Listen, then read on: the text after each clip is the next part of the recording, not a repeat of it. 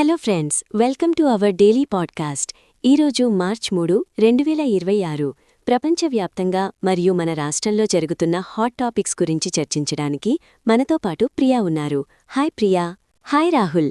ఈరోజు వార్తల్లో చాలా ఇంట్రెస్టింగ్ అప్డేట్స్ ఉన్నాయి. ముఖ్యంగా ఆకాశంలో అద్భుతం జరగబోతోంది. ఈరోజు భూమి, సూర్యుడు, చంద్రుడు ఒకే వరుసలోకి రావడం వల్ల ప్రపంచవ్యాప్తంగా అరుదైన బ్లడ్ మూన్ సంపూర్ణ చంద్రగ్రహణం కనిపించబోతోంది. అవును ప్రియా, ఖగోళ ప్రేమికులకు ఇది పండగే. కాని అంతర్జాతీయంగా పరిస్థితులు కొంచెం ఆందోళనకరంగా ఉన్నాయి. ఇరానియన్ రెడ్ క్రెసెంట్ నివేదిక ప్రకారం ఇటీవల జరిగిన దాడుల్లో మరణాల సంఖ్య 555కు చేరింది.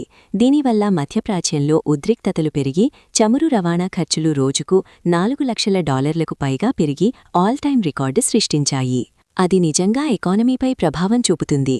ఇక టెక్నాలజీ వైపు చూస్తే బార్సెలోనాలో జరుగుతున్న MWC 2026లో హువావే తన కొత్త AI native data platform launch చేసింది. మరోవైపు శాస్త్రవేత్తలు ESA మరియు చైనా కలిపి స్మైల్ మిషన్ ద్వారా భూమి అయస్కాంత క్షేత్రాన్ని అధ్యయనం చేయడానికి సిద్ధమయ్యారు. ఇక మన దేశం విషయానికి వస్తే ప్రధాని మోదీ మరియు కెనడా ప్రధాని మార్క్ కార్నీ మధ్య కీలకమైన యురేనియం సరఫరా ఒప్పందం జరిగింది.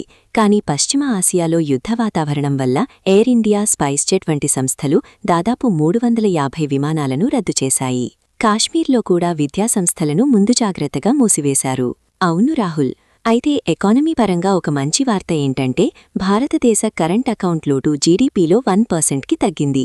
అలాగే ఈపీఎఫ్ఓ వడ్డీ రేటును 8.25% వద్దే కొనసాగించింది.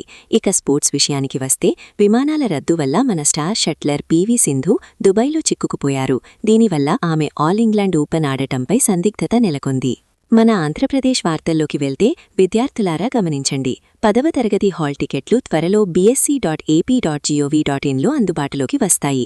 మరోవైపు తిరుపతిలోని SVU శ్రీ వెంకటేశ్వర యూనివర్సిటీ దేశంలోని మొదటిసారిగా రిమోట్ డ్రోన్ పైలట్ ట్రైనింగ్ కోర్సును ప్రారంభించింది. ఇది చాలా గొప్ప విషయం. నిజమే. అలాగే రాష్ట్ర ప్రభుత్వం మారుమూల ప్రాంతాల్లో టెలిమెడిసిన్ కోసం డిజిటల్ భారత్ నిధితో ఒప్పందం చేసుకుంది. ఇక మార్చి 5 నుండి సమగ్ర 2026 కార్యక్రమం కూడా ప్రారంభం కానుంది.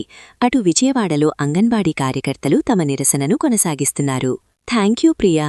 ఇవాల్టి టాప్ అప్డేట్స్ ఇవి. మరిన్ని వార్తలతో రేపు మళ్ళీ కలుద్దాం.